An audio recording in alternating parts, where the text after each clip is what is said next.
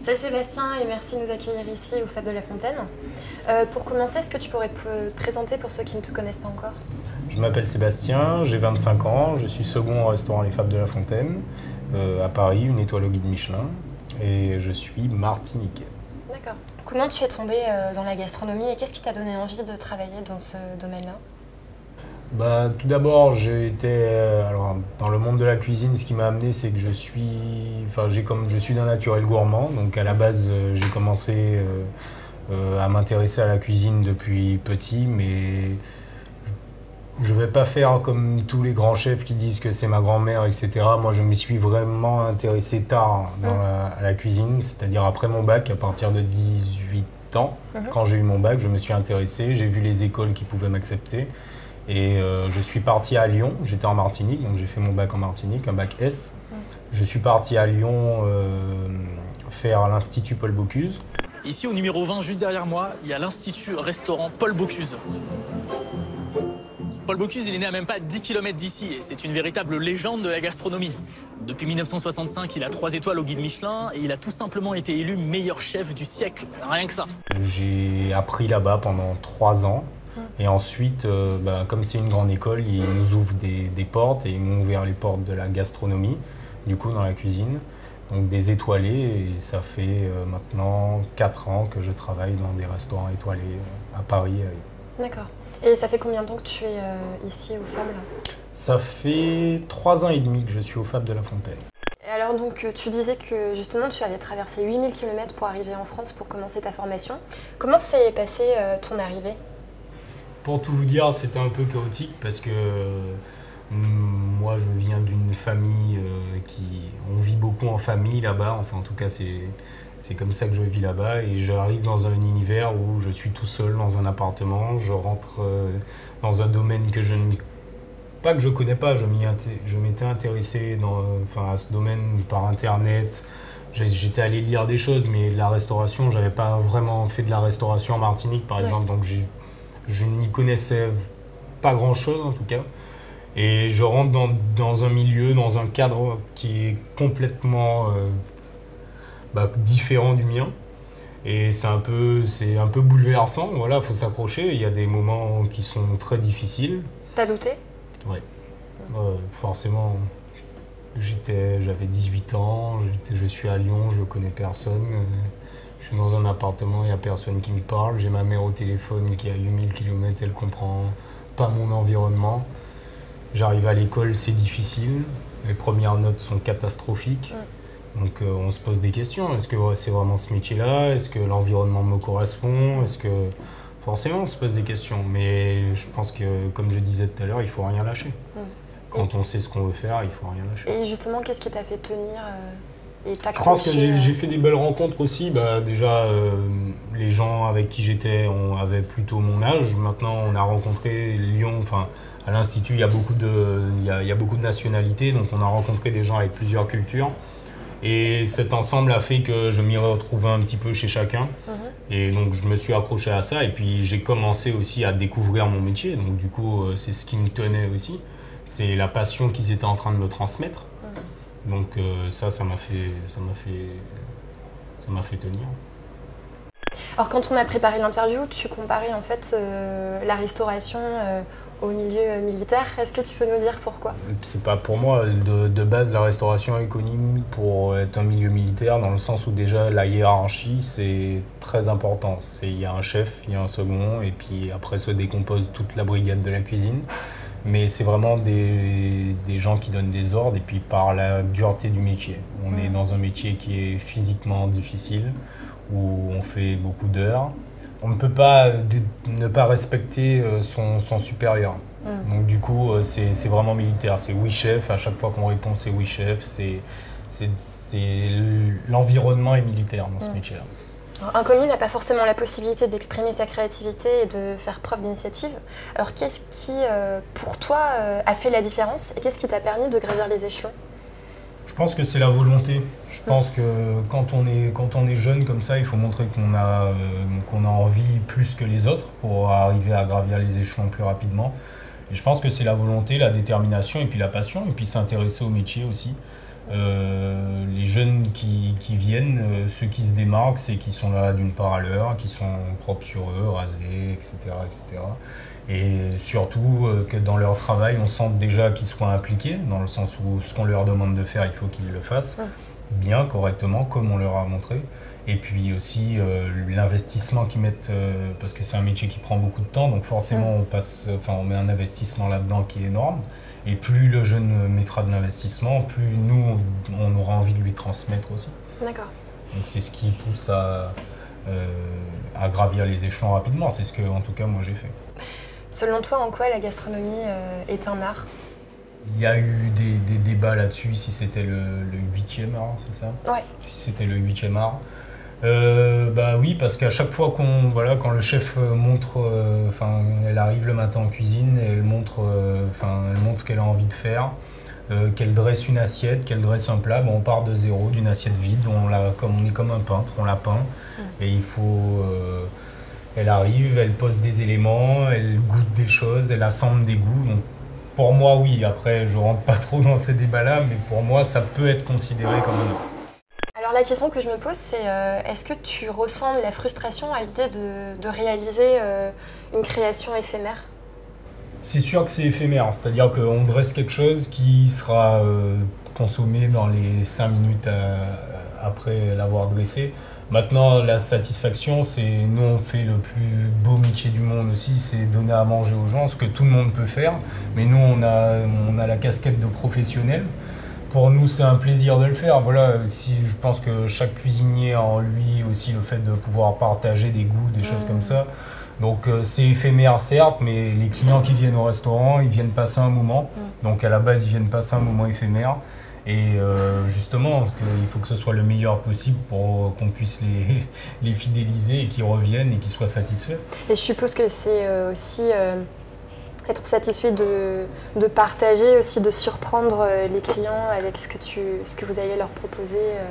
C'est ça, nous on essaye de, dans le cadre du restaurant, le chef et le directeur ont une politique qui est bien simple, c'est qu'une fois que le client franchit la porte du restaurant, il faut qu'il soit satisfait par toutes les attentions et toutes les surprises qu'on a mis dans l'assiette, mais aussi au niveau du service, parce que c'est ça aussi les étoilés, c'est qu'il n'y a pas que la cuisine, on ne compte pas que sur la cuisine, mais c'est un moment où une fois qu'il met les pieds dans le restaurant, là on doit le combler et lui faire passer le meilleur moment possible, quelles que soient ses envies, c'est ce qu'il a envie de manger. Peut-être qu'il y a des fois, il y a des clients qui arrivent qui n'ont pas spécialement envie de manger des choses qui sont sur la carte, ou bien des clients habitués. Et nous, notre but, c'est de s'adapter, de comprendre son besoin et justement d'y répondre le mieux possible avec justement nos goûts. Est-ce qu'on pourrait revenir 2 minutes sur tes conditions de travail et sur le rythme que tu as quotidiennement? On travaille par exemple 5 jours, il y a 2 jours de repos, mais le matin on commence à 8 h. On est une petite maison, donc on n'a pas spécialement énormément de moyens. Donc tout le monde est aux mêmes horaires, quels que soient les stagiaires, ce qui n'est pas le cas dans les grandes maisons parce qu'ils ont plus de moyens, ils ont des pointeuses, donc ils font des choses un peu plus correctes. Mais nous on est là à 8 h le matin, on termine à 15 h. On reprend à 17 h le soir jusqu'à la fin du service, donc quand les clients, jusqu'à la dernière commande. Donc c'est vrai que ça fait des journées un peu longues, mais c'est un métier qui est passionnant. Voilà, si on commence dans ce métier-là à compter ses heures, on ne s'en sortira plus. Il faut sortir de ça. Il y a des contraintes dans tous les métiers. Nous, on sait c'est quoi nos contraintes. C'est un métier de passion. Voilà, c'est plus une passion même qu'un métier. Tu travailles avec la plus jeune chef étoilée de France, Julia Sedevjian. À l'âge de 13 ans, je savais que je voulais faire de la cuisine et c'était devenu mon objectif. À 14 ans, je démarre mon CAP cuisine en alternance dans un restaurant gastronomique à Nice. Au bout d'1 an, mon chef obtient une étoile. Je me donne à fond. J'adore ce que je découvre. Ses odeurs, ses produits, ce vocabulaire bien défini à cet environnement tout nouveau pour moi. Car oui, je vous rassure, c'était pas du tout comme je pouvais m'imaginer. Mais on s'adapte vite à ce monde décalé mais très excitant. Je suis avec des plus vieux, mais ils me font confiance. À leur côté, j'apprends tous les jours. Quel regard tu portes sur elle et sur le binôme que vous formez? Ça fait maintenant 3 ans et demi Un petit peu plus, parce que j'ai dit 3 ans et demi tout à l'heure quand je travaillais, mais j'ai fait une pause des Fables de La Fontaine pour aller travailler dans un autre restaurant. Mais ça fait un petit peu plus, on va dire, pour arrondir, on va dire à 4 ans que je travaille avec elle. On a grandi ensemble, donc on a commencé, quand moi je suis arrivé, j'étais commis de cuisine. Quand je suis arrivé aux Fables de La Fontaine, je sortais de l'école. Elle était demi-chef de partie, donc le grade juste au-dessus, et on a gravi les échelons ensemble, c'est-à-dire que quand elle montait, moi je prenais sa place, donc c'était un peu comme un escalier, donc on a vécu des choses difficiles, c'est ce qui nous a soudés. Maintenant, avec le travail qu'elle met, l'implication qu'elle a donnée, la motivation qu'elle met tous les jours à réaliser ce qu'elle a envie de faire dans ses assiettes, elle a eu le titre de plus jeune chef étoilé de France, on est super fiers et on espère se battre. Moi je compte pas la lâcher, j'espère qu'elle non plus, mais on espère se battre pendant longtemps. Le message est passé. On espère se battre encore longtemps pour d'une part garder l'étoile et puis pour perdurer dans le métier et que les gens qui viennent au restaurant soient satisfaits. La clientèle pour nous c'est le plus important. Voilà. Il y a effectivement le guide Michelin, c'est ils attribuent des étoiles, mais nous, on se focalise vraiment sur que le client qui vient aux Fables de La Fontaine soit satisfait de son moment passé avec eux. D'accord. Et si tu avais un conseil à donner à un jeune qui a envie de se lancer dans la restauration, qu'est-ce que tu lui dirais ? De venir faire ce métier, comme je le disais tout à l'heure, c'est le plus beau métier du monde. Voilà, c'est juste une passion, on cuisine, on sauve pas des vies en restauration, on fait de la cuisine. On fait à manger, on donne du plaisir aux gens en faisant à manger. Donc si déjà il aime ça, et puis de ne pas avoir peur de rien lâcher surtout. Parce que c'est un métier difficile avec des contraintes qu'on connaît. Maintenant, quand on choisit ce métier-là, c'est pour le plaisir et non pas pour les contraintes. Donc de se lancer. Et tu te vois où dans quelques années ? Allez, disons dans 10, 15 ans, 20 ans Dans 10, 15, 20 ans. C'est dur, hein ? C'est dur de se projeter. En plus, c'est un métier qu'on peut faire partout. C'est ça qu'on a la chance. J'aurais bien aimé voyager à un moment donné. Et puis, à terme, ouvrir mon restaurant en Martinique, forcément, parce que je suis natif de là-bas. Mais voyager d'abord. Je pense qu'il faut s'inspirer aussi des cultures qui sont ailleurs, parce que ça nous permet de grandir aussi. De ce qui se fait. Il y a beaucoup de chefs qui se sont inspirés du Japon. Il y a une grande tendance japonaise à un moment donné. Je pense que je vais pousser ma chef à s'inspirer de la Caraïbe. Ça changera un petit peu. D'ailleurs, tu l'avais emmené avec toi en Martinique à l'occasion du Martinique Chef Festival.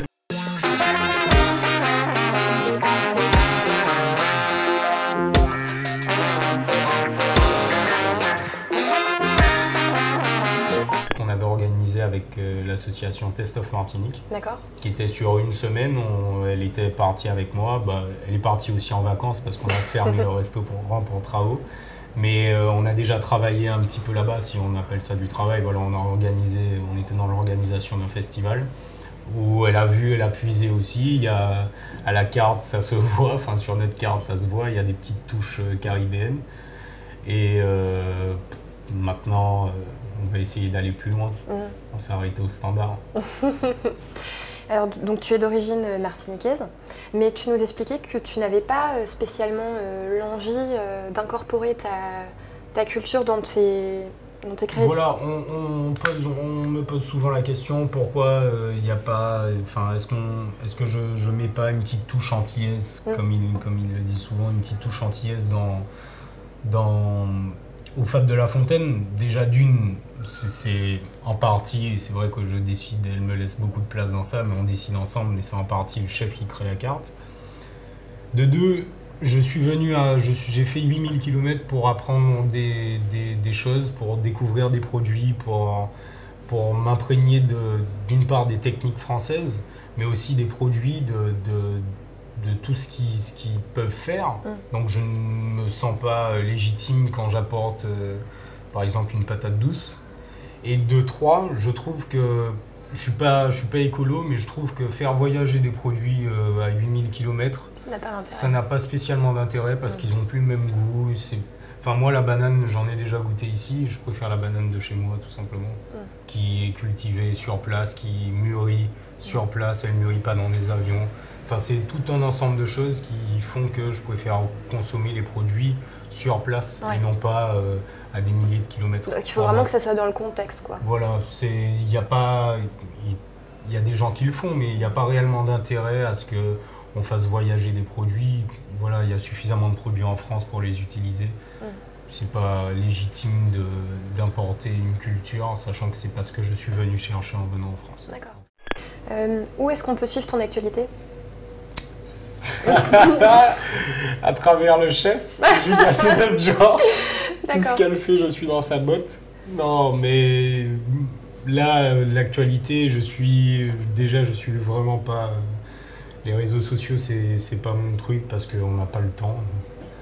Mais l'actualité, venez au Fab de la Fontaine, vous verrez. Donc au Fab de la Fontaine, 131 rue Saint-Dominique, dans le 7e à Paris. C'est exactement ça. Voici l'actualité de Sébastien, c'est tout. Et le mot de la fin, est-ce que tu as un exemple, une source d'inspiration, un modèle à suivre? J'ai eu beaucoup de modèles. Déjà à l'Institut Paul Bocuse, par monsieur Paul Bocuse. On fait revenir les oignons. On fait revenir les oignons dans le beurre. Donc c'est un petit réchaud. Pour faire de la cuisine, on n'a pas besoin de grands fourneaux.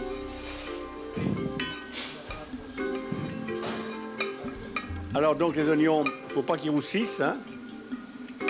On va faire 4 œufs. Voilà, un petit peu d'ail haché. Maintenant, durant les maisons que j'ai faites, j'ai rencontré Jean-François Piège. Alors le foie gras là, je l'ai coupé un peu plus petit, donc il va cuire moins longtemps, toujours à forte ébullition, parce que la forte ébullition, ça va contracter le foie gras, ça va éviter qu'il perde trop de graisse. Il faut 4 clémentines, une belle escalope de foie gras pour une personne. Qui aussi est un modèle. Puis le plus grand des modèles aussi, et puis pour transmettre aux jeunes, le plus grand des modèles, c'est la chef. Voilà, elle a commencé à 14 ans, enfin je ne veux pas vous refaire son parcours, mais c'est le plus bel exemple à suivre. C'est quelqu'un qui est déterminé, elle sait ce qu'elle veut. Elle a une idée en tête, elle la réalise, et je pense qu'il n'y a que comme ça, dans ce métier-là en tout cas, qu'on grandit. Et puis par sa précocité, elle montre à tout le monde qu'on peut y arriver, quoi. Merci beaucoup Sébastien en tout cas pour le temps que tu nous as accordé. Et puis merci on vous attend au Fab de la Fontaine. Paris 7e.